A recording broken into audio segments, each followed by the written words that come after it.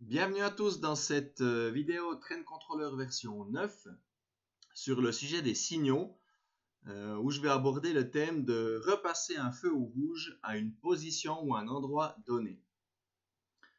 Mais tout d'abord, on retrouve Jojo. Voilà, bonjour à tous. Donc ça fait maintenant quelques vidéos que j'ai fait sur les signaux. Je pense que ça sera la dernière parce qu'on a vu il y a plein de solutions, il y a plein de philosophies, de façons de faire. Je vous en ai présenté quelques-unes que j'utilise. Et si on regarde un peu plus loin, ici, le principe que j'ai défini pour remettre les signaux rouges jusqu'à présent, c'est d'avoir ici une voie avec un premier canton et un deuxième canton. Et entre les deux, on a une coupure.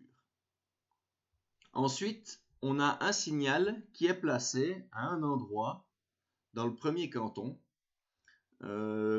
avant cette coupure. Donc, j'ai choisi ici de présenter la manière où on a une seule rétrosignalisation dans un canton.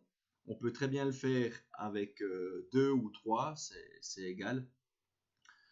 Mais c'est clair que si on veut que le signal passe au rouge correctement, on va contrôler que dès que le train pénètre dans le canton 2, on va repasser notre signal au rouge.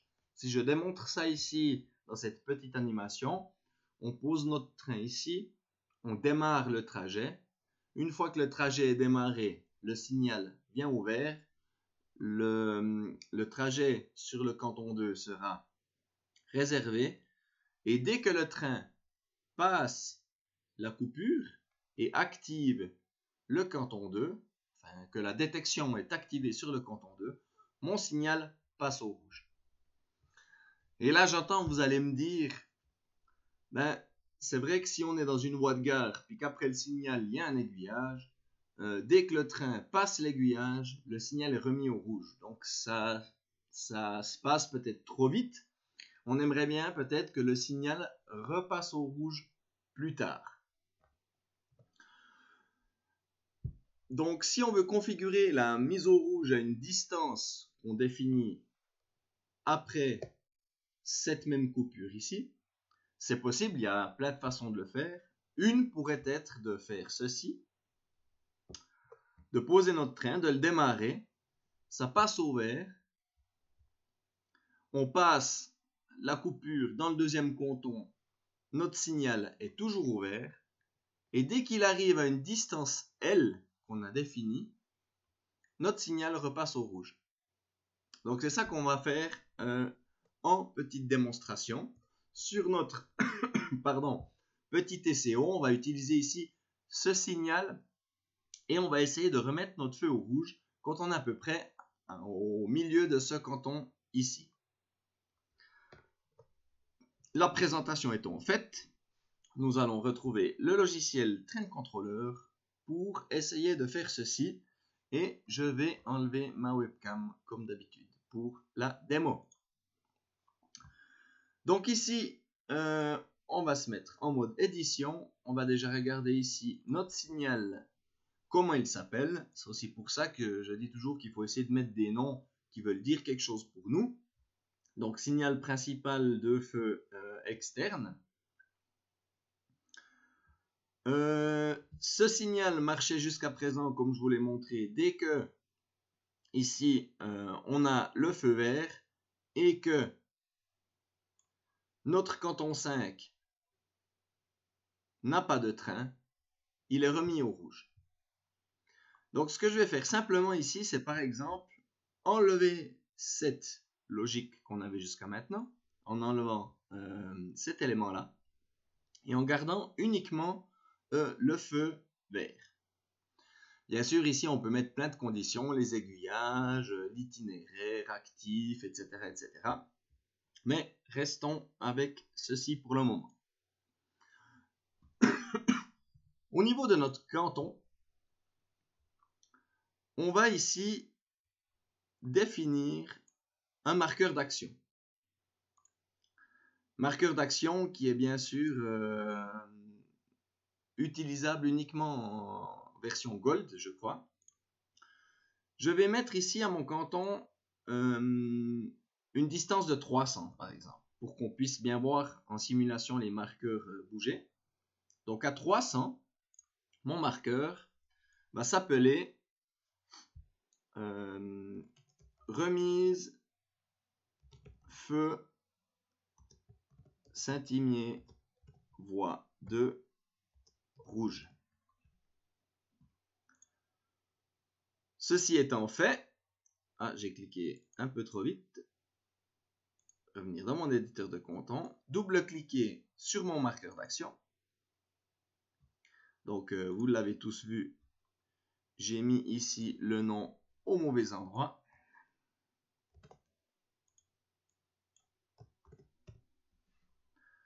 Voilà. Je dois bien sûr venir mettre le nom dans mon marqueur d'action. Je vais ici chercher mon signal de feu principal externe que je vais ajouter en mettant ici bien la mise au rouge. Ça veut dire que quand ce marqueur sera activé, on va remettre ce feu au rouge. Donc ici, on ne touche pas au trajet, c'est vraiment de la logique interne à la maquette ou à notre TCO ici. Et si on teste cela, essayons. J'enclenche mon simulateur, je démarre ma boucle et on va visualiser ce qui se passe dans notre canton. Donc notre feu est bien vert. On va observer quand notre marqueur d'action ici va être activé, si notre feu va passer au rouge.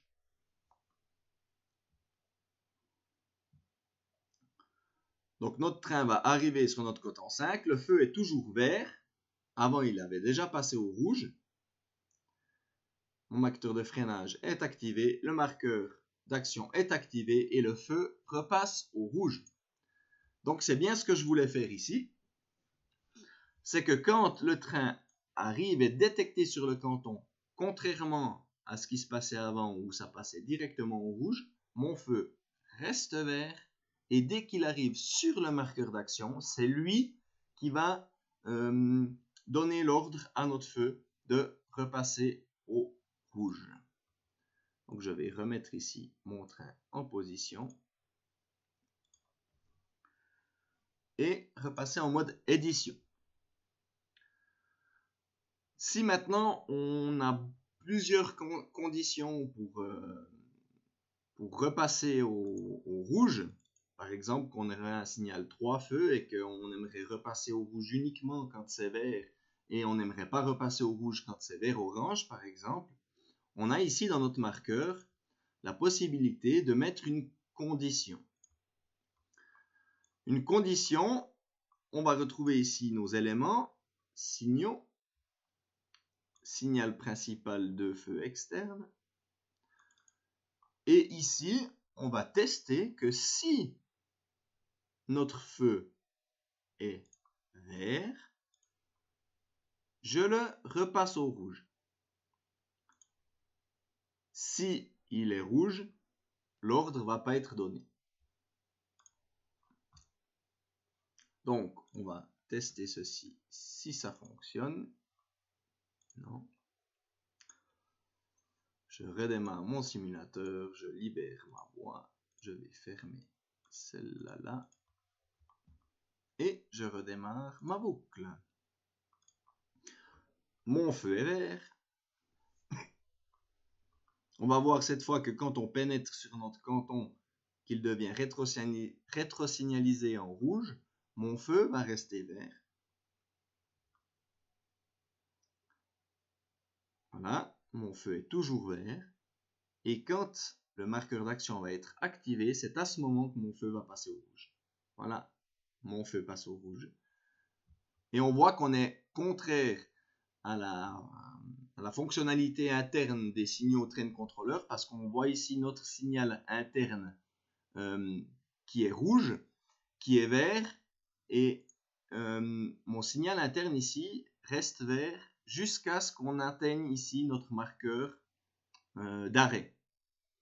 Et on voit bien que nous, comme on atteint notre marqueur d'action avant le marqueur d'arrêt, on va bien donner l'ordre à ce feu qu'on a programmé nous-mêmes pour qu'il devienne rouge. Donc si on regarde la différence ici entre les deux feux,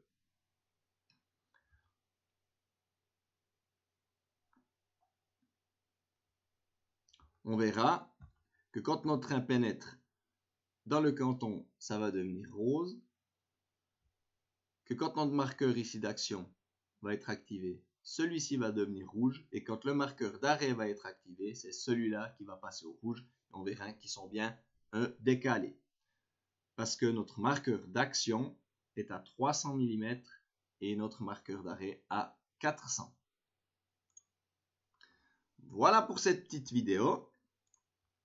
Donc ici, on va remettre la webcam pour le mot de la fin.